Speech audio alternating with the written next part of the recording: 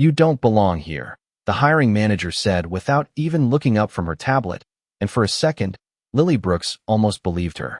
The lobby smelled like polished marble and expensive coffee, the kind that cost more than her entire breakfast for a week, and she stood there in shoes that pinched and a blazer she bought secondhand for $12, trying to hold herself together as people in tailored suits walked past, like she was invisible, like she was just another mistake that wandered in from the wrong side of town, and maybe she was. Because 10 minutes later she was back out on the sidewalk, the cold New York wind cutting through the thin fabric of her sleeves, her resume still clutched in her hand, untouched, unread, like she didn't even deserve a chance, and she let out a slow breath, watching it disappear into the gray morning, telling herself not to cry, not here, not now, because she still had exactly $6.43 in her pocket and nowhere to be except forward, always forward, until she noticed the commotion near the glass doors, a security guard raising his voice, sharp and impatient, telling someone to move along. And that's when she saw him, a man standing just inside the edge of the building, his coat worn thin, his hair slightly unkempt, not dirty but clearly out of place in a world that demanded perfection, his hands empty, his posture calm in a way that didn't match the way people were looking at him, like he was a problem that needed to be removed. "Sir, you can't be here," the guard said again, louder this time, and people began to stare, some with annoyance, some with quiet judgment, and Lily felt something twist in her chest, something familiar, something she couldn't ignore, because she knew that look, she knew what it felt like to be dismissed before you even opened your mouth. So before she could second-guess herself, she stepped closer, her voice softer but steady. "Hey, it's okay," she said, glancing at the guard with a small, apologetic smile. "He's with me." And for a moment the world seemed to pause, the guard hesitating just long enough for the tension to shift, just enough for the man to turn his head and look at her, really look at her, his eyes sharp in a way that didn't quite match the rest of him. And Lily felt her heartbeat stumble, but she held her ground anyway, because kindness didn't require permission. "We're leaving," she added gently, and without waiting for approval, she reached out, not touching him, just guiding the moment forward. And together they stepped out into the cold, the doors closing behind them with a soft hiss that felt louder than it should have, like something important had just happened and no one else noticed. And for a second neither of them spoke, the city moving around them in a blur of taxis and footsteps and distant horns, until she finally pulled a crumpled bill from her pocket, hesitating only for a heartbeat before pressing it into his hand. $5, almost everything she had left. "It's not much," she said with a small shrug, her breath visible in the air between them. "But everyone deserves at least one good day." And she gave him a quick, almost embarrassed smile, like she was the one who should apologize, like kindness was something fragile, something easily misunderstood. But he didn't laugh, he didn't argue. He just looked at the bill, then back at her, his expression unreadable for a fraction of a second too long. And when he finally spoke, his voice was quiet, measured.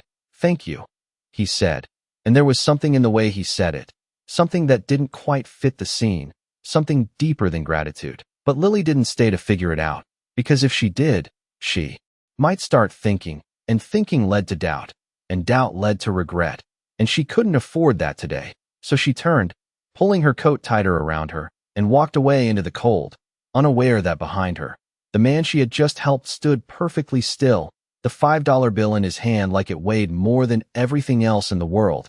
And for the first time in a long time, Ethan Carter, CEO of Carter Dynamics, wasn't thinking about profits or power or the meeting waiting.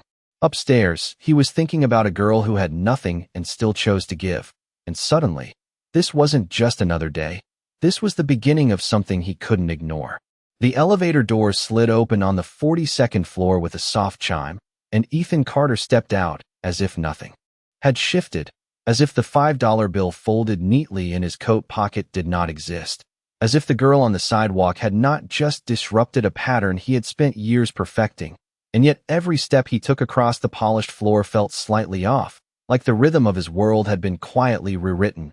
"Good morning, Mr. Carter," his assistant said, falling into step beside him with a tablet in hand, her voice crisp, efficient, familiar. "Your 10 o'clock has been moved to 11, and The board is waiting in conference A, and Ethan nodded without slowing, his expression returning to the calm authority that built empires. But his mind was still somewhere outside in the cold, replaying a simple sentence. Everyone deserves one good day. The words echoing in a way that board reports never did. And when he stepped into the conference room, the conversation stopped instantly, executives straightening in their chairs, screens glowing with projections and profit margins, numbers that once defined everything. But today they felt strangely hollow. "Let us begin," he said, his voice steady, controlled, and the meeting unfolded exactly as expected. Quarterly growth, expansion plans, performance metrics. But halfway through a presentation about employee retention, Ethan's gaze drifted to the glass wall overlooking the city, and a thought surfaced uninvited. How many people here would have walked past her without stopping? How many had already? "What is our turnover rate in entry-level positions?" he asked suddenly, cutting through the presentation, and the room shifted, a few executives exchanging quick glances before answering.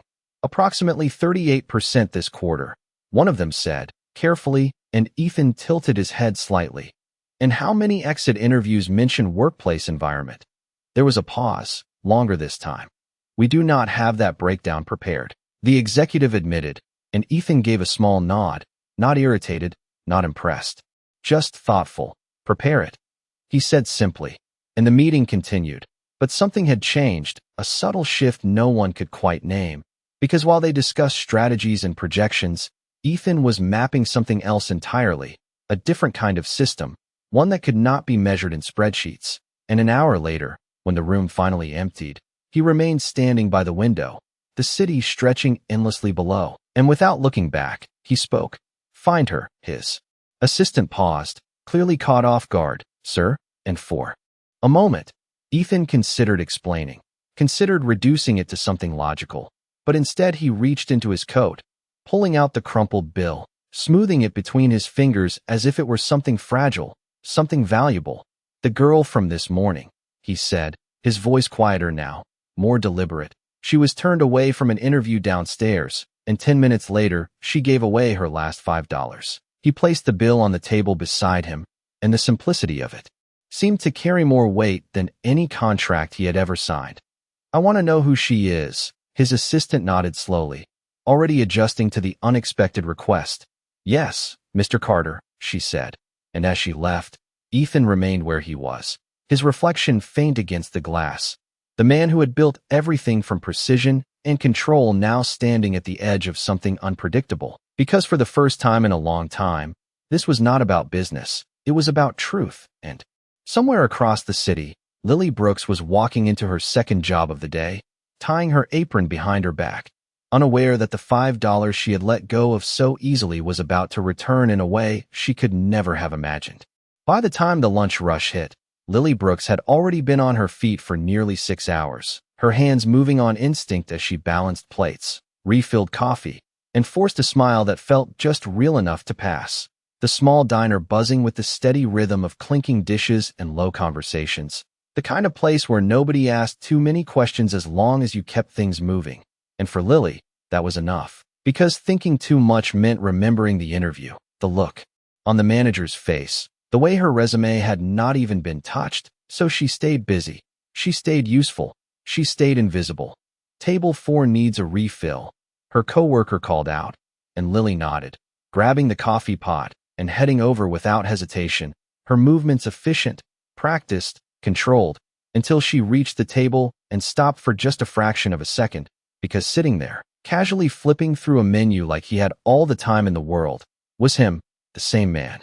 From the morning, the same worn coat, the same quiet presence that somehow did not belong and yet felt completely steady in the chaos around him. And for a moment, her mind struggled to catch up, because New York was too big for coincidences like this, too fast for people to simply reappear, and yet here he was, looking up at her with that same unreadable calm. "Hey," he said, his voice softer now, almost familiar, and Lily blinked once before recovering, her professional smile slipping into place even as something warmer flickered underneath. "Hi," she replied, setting the coffee pot down. "Did you find somewhere warm at least?" It was a simple question, but it carried more than she intended, and he seemed to notice, just slightly, just enough for the corner of his mouth to shift. "I did," he said, watching her carefully. "Thanks to you."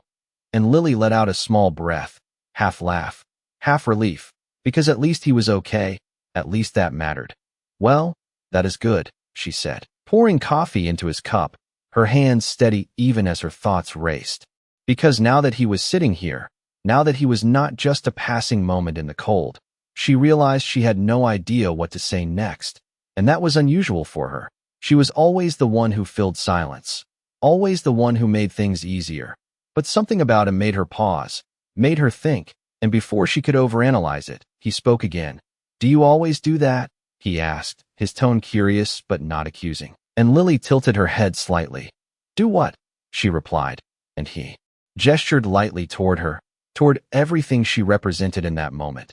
"Help people you do not know," he said, and for a second, she considered giving a light answer, something easy, something forgettable, but instead she shrugged, honest in a way she could not quite explain. "I guess I just do what I would hope someone would do for me," she said, her voice simple, unguarded. And he held her gaze a second longer than necessary, as if measuring something, as if confirming something only. He understood, and then he nodded slowly, like a decision had just been made. "That makes sense," he said, and Lily cleared her throat lightly, stepping back into her role. "So what can I get you?" she asked, grabbing her notepad even though she already knew most of the menu by heart, and he glanced down briefly before looking back at her. "What do you recommend?" he asked, and she smiled, this time a little more genuine, a little less rehearsed. "The grilled chicken sandwich is good," she said. "And the soup of the day is tomato basil. It is actually really good." And he nodded. "I will take both," he said, closing the menu without hesitation, like the decision was never about the food at all. And as Lily wrote it down, she felt something unfamiliar settle in her chest. Not anxiety, not pressure, just a quiet sense that this moment mattered more than it should. And as she walked back toward the kitchen, she did not notice the way he watched her go, the way his expression shifted just slightly. Because Ethan Carter was no longer observing from a distance, he was stepping into the story, and this time, he was not planning to walk away. The bell above the diner door chimed softly as another wave of customers filtered in, but Lily barely noticed, her focus drifting back to table 4 more often than she intended, not in an obvious way, not enough for anyone else to catch. Just small glances between orders, quick checks to make sure his coffee stayed warm, his water never empty, and each time she passed, he was still there, still watching the room like he was learning something no one else could see, and it unsettled her in a quiet way, not uncomfortable, just unfamiliar, because people usually came in, ate, and left, their lives separate, disconnected, but he lingered, and somehow that made everything feel a little more intentional. "You know you are checking on him more than any other customer, right?" Her coworker Maria whispered as they crossed paths near the counter, her tone playful but observant, and Lily rolled her eyes lightly, reaching for a tray. "I am doing my job," she said, though the answer felt thinner than she wanted it to, and Maria smirked but did not push, because the lunch rush demanded attention, not explanations, and moments later Lily was back at his table, setting down his plate with a small, polite smile. "Here you go," she said. "Careful, the soup is hot." And he nodded, glancing at the food briefly before looking back at her. "Thank you," he said again, and there it was, that same weight in a simple phrase, like gratitude meant more coming from him, like it carried something unspoken, and Lily hesitated just a second longer than usual. "So, do you live around here?" she asked, the question slipping out before she could filter it, and immediately she almost pulled it back. But he did not seem surprised, just thoughtful. "Not exactly," he replied, his tone measured. "I move around a lot."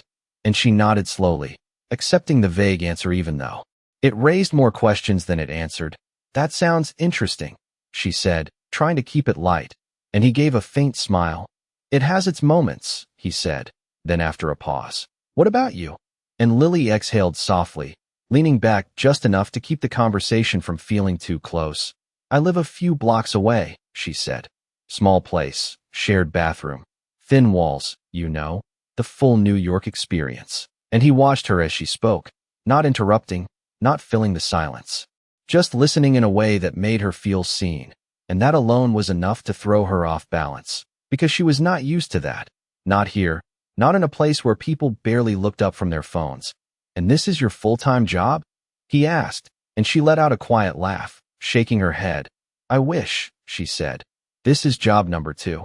And his expression shifted slightly, not pity, not surprise, just attention. "What is job number 1? He asked, and Lily hesitated, just briefly, before answering. "Trying to become something better," she said, her voice softer now, more honest than she expected. "I draw, paint sometimes, nothing fancy, just trying to make it work." And for a second, the noise of the diner faded into the background. Because he did not respond right away, he just held that information, like it mattered, like it was something worth remembering. And then he nodded once, slow and certain. "You will," he said, and the confidence in his voice caught her off guard, not exaggerated, not empty, just simple, direct belief. And Lily felt something shift inside her, something small but real, like someone had just placed a steady hand on a part of her she usually kept hidden. And before she could respond, a voice called out from the kitchen, breaking the moment, pulling her back into motion, back into reality. "Lily, we need you on register." And she blinked, stepping back slightly. "Coming," she called, then glanced at him one last time. "Enjoy your meal," she added. And as she turned away, she did not notice the way Ethan's gaze lingered, the way his fingers lightly tapped the edge of the table as if aligning pieces in his mind, because this was no longer just observation. This was confirmation, and somewhere between the coffee refills and quiet conversations, he had found exactly what he had been looking for, something real, something rare, and he was not about to let it slip away. The afternoon light shifted slowly through the diner windows, turning the glass a soft golden hue as the rush began to fade, plates clearing, voices lowering, the chaos settling into something quieter, more manageable, and Lily finally allowed herself a breath, leaning briefly against the counter as she tucked a loose strand of hair behind her ear, her body tired but her mind still running, always calculating, always planning the next step, the next shift, the next dollar, because stopping meant falling behind. And falling behind was not an option, not anymore. "Table 4 is asking for the check," Maria called out, her voice casual, but her eyes flicking toward Lily with a knowing look. And Lily nodded, grabbing the small black folder, her fingers brushing against its worn edges as she made her way back across the room, each step steady, even as something inside her tightened just slightly, because this felt like an ending, and she was not sure why that mattered. "All set?" she asked, placing the check gently on the table, her tone professional but softer than usual, and he looked up at her, holding her gaze for a second longer than expected. "Almost," he said, and there was something in his voice, something intentional, like this moment had been waiting for her to arrive, and Lily felt it, that subtle shift again, like standing at the edge of something she could not quite define. "Take your time," she replied, offering a small smile before stepping back, giving him space, but not going far, because part of her did not want to miss whatever came next, and for a few quiet seconds, he simply sat there, looking down at the check, then reaching into his coat. His movements calm, deliberate, until he pulled out a wallet that did not match the rest of him, clean, structured, expensive in a way that did not belong to someone drifting through the city. And Lily noticed, of course she noticed, but she said nothing, because she had learned that not every detail needed to be questioned, not every contradiction needed to be solved. Sometimes people just were who they were in the moment, and that was enough. And then he stood, placing the folder back on the table, and when Lily returned to pick it up, her fingers paused for just a fraction of a second, because inside was more than she expected, far more than the cost of a sandwich and soup, her eyes flicking briefly to the number before she caught herself, because this was not about the amount, it was about the intention, and she looked up, meeting his gaze again. "You did not have to do that," she said quietly, and he shook his head once, not dismissing her, just certain. "Yes, I did," he replied. And there it was again, that weight, that quiet certainty that made simple words feel like something more, and Lily hesitated, searching for the right response, something that would keep things balanced, something that would not let this moment tilt too far in any direction. "Well, thank you," she said finally, her voice sincere, and he nodded, as if that was enough, as if the exchange had been completed exactly the way it needed to be. And for a second, neither of them moved, the space between them filled with something unspoken, something unfinished, until he reached into his pocket once more and pulled out something smaller, something familiar, and placed it gently on the edge of the table, and Lily's breath caught, because there it was, the same crumpled $5 bill, smooth just enough to be recognizable, and she looked at him, confusion flickering across her face. "You kept it?"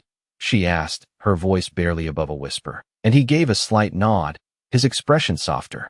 "Now, more open than before. Some things are worth holding on to," he said, and Lily stared at the bill, then back at him, her mind trying to catch up, trying to understand why this moment felt bigger than it should, why a simple piece of paper suddenly carried so much weight. And before she could ask anything else, before she could step further into whatever this was becoming, he spoke again, his voice calm but deliberate. "I will see you again, Lily."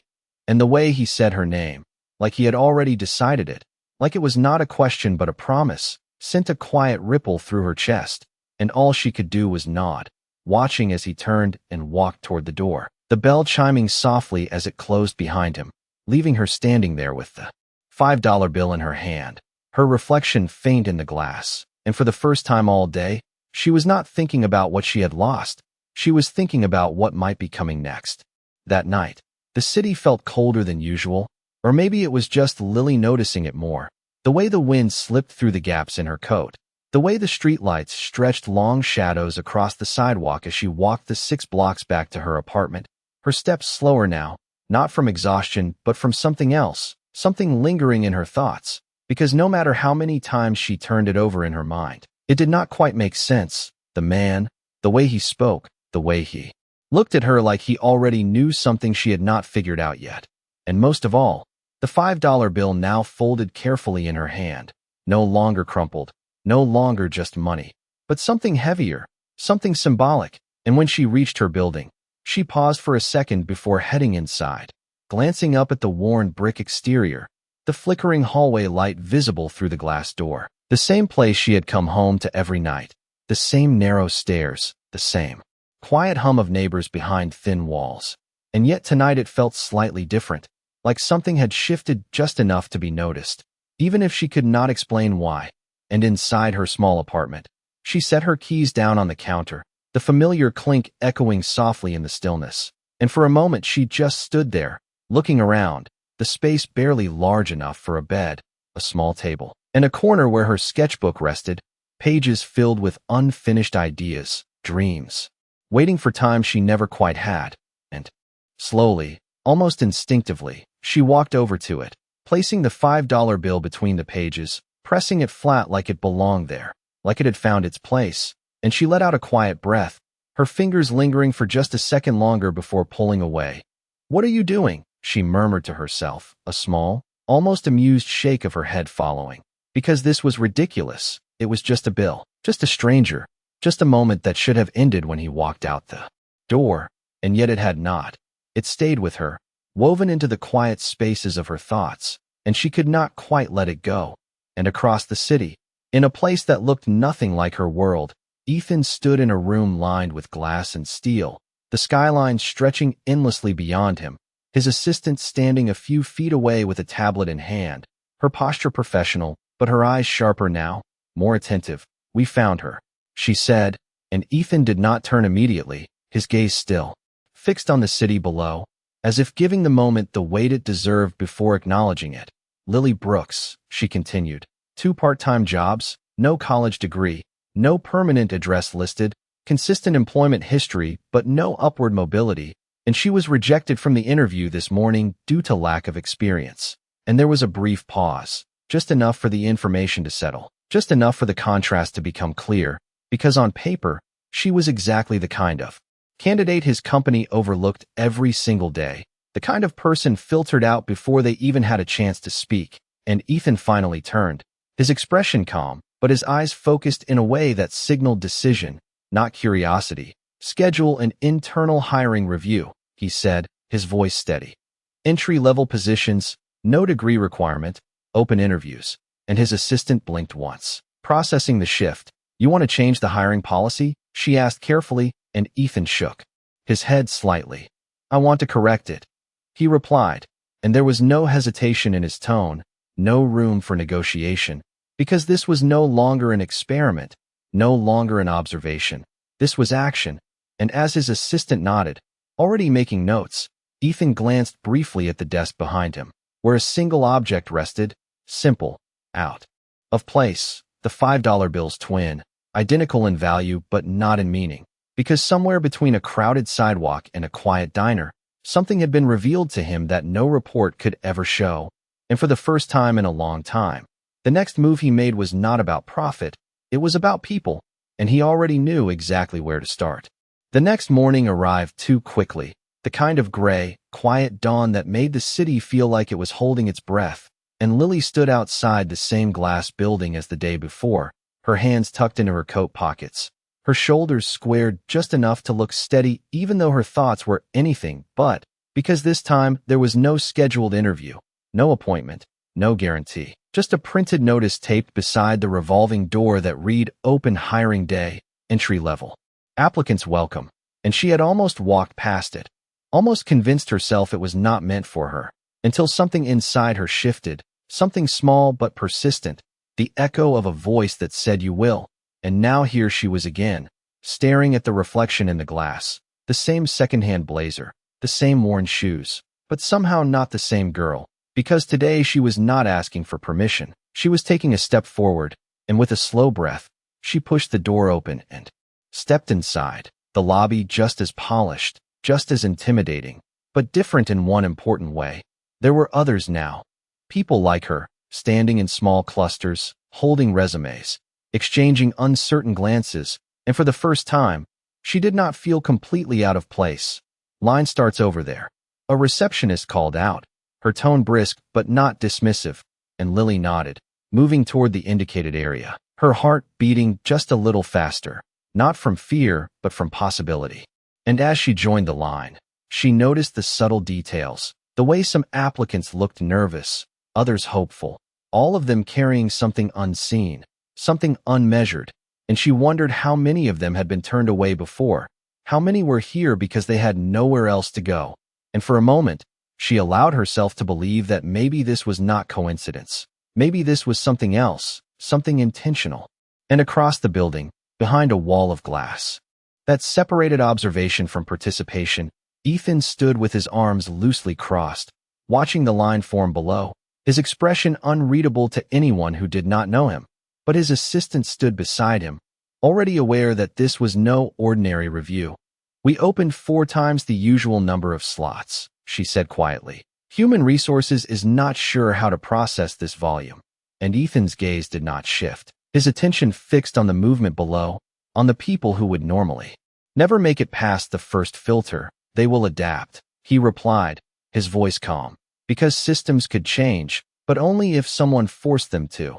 And as the first group of applicants began to move forward, one by one, he scanned the line, not searching for resumes or credentials, but for something else entirely, something harder to quantify, until his eyes found her, standing near the middle, her posture steady, her expression focused, and for a brief second, the distance between them felt smaller than it was, because even from here, he could see it, that same quiet determination, that same refusal to disappear, and his assistant followed his gaze, recognizing her instantly from the file. That is her, she said, and Ethan gave a slight nod, not surprised, not uncertain, just resolved. Move her into the final round, he said, and his assistant hesitated, just briefly. Without evaluation? She asked, and Ethan finally looked at her, not stern, not defensive, just clear.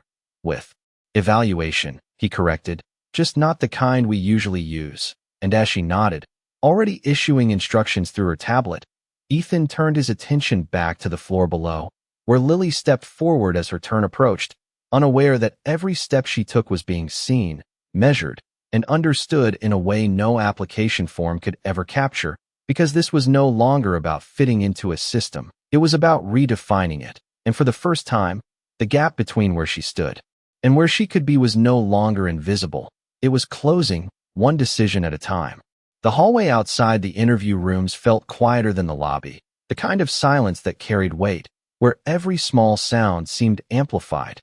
The soft shuffle of shoes, the low murmur of names being called, the steady ticking of time as candidates waited for a decision that could change everything. And Lily sat in one of the simple gray chairs, her hands resting in her lap, fingers lightly brushing against the edge of her sketchbook tucked inside her bag, grounding herself in something familiar as she replayed the last hour in her mind. The unexpected kindness of the staff, the way the questions had not focused on what she lacked, but on how she thought, how she responded, how she treated the hypothetical situations they placed in front of her.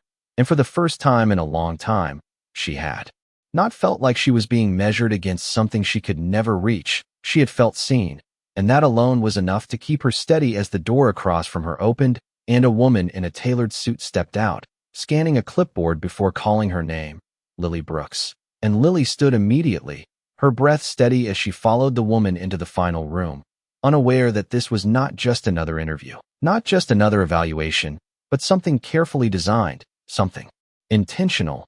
And inside, the space was different, larger, with a single long table and 3 people seated across from where she was directed to sit, their expressions neutral but attentive. And as she settled into the chair, she felt the shift, the subtle awareness that this was the moment that mattered, not because of pressure, but because of opportunity. "We have one final question for you," one of the interviewers said, his voice calm, measured. "Imagine you are given authority in a company like this, and you see someone being dismissed unfairly based on appearance or background. What do you do?" And Lily blinked once, surprised not by the question, but by how familiar it felt, like something she had already lived. And for a brief second, the image of the previous morning flashed through her mind. The security guard, the man at the door, the way people had looked away, and she did not hesitate. "I would step in," she said simply, her voice steady but filled with quiet conviction. "Not because it is my job, but because it is right. Because if you build a place where people are judged before they are heard, you are not building anything real. You are just protecting something fragile." And the room fell still, the kind of silence that followed something honest, something unpolished but true. And one of the interviewers leaned forward slightly. "And what if stepping in risks your position?" he asked, and Lily met his gaze without flinching. "Then maybe that position was not worth having in the first place," she replied. And there was no defiance in her tone, no dramatics, just clarity, the kind that came from knowing what mattered and what did not. And behind the glass wall that separated observation from participation, Ethan stood with his assistant, watching the exchange unfold in real time, his expression unchanged to anyone else, but his eyes sharper now, more certain, because this was the confirmation, the proof that what he had seen on the sidewalk was not a single moment, not a coincidence, but a pattern, a truth that carried through every choice she made. And his assistant glanced at him briefly, understanding settling in. "She passed," she said quietly, and Ethan gave a small nod, not as a conclusion, but as a beginning, because this was never about whether she would succeed in their system. It was about whether their system deserved someone like her. And as Lily finished answering, unaware of the eyes watching beyond the glass, unaware of the decision already forming, she sat there with the same quiet strength she had carried from the very start, not trying to impress, not trying to perform, just being exactly who she was. And for the first time in that building, that was more than enough. The silence in the room lingered for a moment longer than expected, the kind that did not feel empty but full, like something important had just settled into place. And Lily sat there, her hands still, her expression calm, unaware that her answer had already done more than impress. It had shifted something far beyond that table. And then one of the interviewers gave a small nod, breaking the stillness. "Thank you, Lily," he said, his tone measured but warmer now. "We will be in touch." And she returned the nod politely, standing as she had done so many times before in rooms that led nowhere. But this time felt different, not because of what they said, but because of what she felt, a quiet certainty that she had not held back, that she had not tried to become something else just to fit. And as she stepped out into the hallway, the door closing softly behind her, she let out a breath she did not realize she had been holding, her fingers brushing lightly against the edge of her bag, where the $5 bill rested between the pages of her sketchbook, a small reminder that something unexpected could still find its way into her life. And she moved toward the elevator, blending back into the flow of the building. Just another applicant leaving. Just another story that might never be told, except this time, it would be, and upstairs, the decision did not wait. It did not go through layers of approval or weeks of deliberation, because Ethan had already seen what he needed to see. And as he stepped into the conference room where the senior management team had gathered, the atmosphere shifted immediately, conversation stopping, attention focusing. "We are making changes," he said without preamble, his voice calm, but carrying the kind of authority that did not require explanation, and a few executives exchanged quick glances. Uncertain but attentive, effective immediately. "We are restructuring our hiring process," he continued, walking slowly along the table. "No more automatic rejections based on degrees or background. We evaluate people on judgment, integrity, and how they treat others." And there was a brief pause, not of disagreement, but of adjustment, because this was not how things had been done. And one executive cleared his throat slightly. "That will significantly increase onboarding risk," he said, carefully, and Ethan stopped, turning just enough to meet his gaze, not confrontational, just clear. "So does ignoring potential," he replied, and the room fell silent again, because there was nothing to argue with, not when the truth was that simple. And after a moment, he added, "We are also extending an offer today." And his assistant stepped forward, placing a single folder on the table. Lily's name printed cleanly across the front, and this time, no one questioned it, because they understood now that this was not about one candidate. It was about a shift in direction, a decision that would ripple outward in ways they could not yet measure. And across the city, Lily stepped out onto the sidewalk, the same place where her day had begun, but the weight in her chest was different now, lighter, steadier, and as she walked, her phone buzzed softly in her pocket, the sound small but immediate, and she paused, pulling it out, with a slight frown, because calls like this were rare, and when she saw the unknown number, she hesitated for just a second before answering. "Hello," she said, her voice calm but cautious, and on the other end, a professional voice responded, clear and direct. "Lily Brooks, this is Carter Dynamics. We would like to formally offer you a position." And for a moment, the noise of the city faded, the passing cars, the distant voices, everything pulling back as her world narrowed to that single sentence, and she blinked, her grip tightening slightly on the phone. Are you sure?" she asked softly, not out of doubt in them, but out of disbelief in herself, and the voice on the other end did not hesitate. "We are," they said, and Lily closed her eyes for a brief second, letting it settle, letting it become real, and when she opened them again, the city looked the same, but she did not, because this was not just an opportunity, it was recognition, it was proof that she had been seen, not for what she lacked, but for who she was, and somewhere above, behind glass and steel, Ethan stood alone once more, looking out over the skyline, his reflection steady against the window, knowing that this was only the beginning, because sometimes, the smallest act of kindness did not just change a moment, it changed the direction of everything that came after.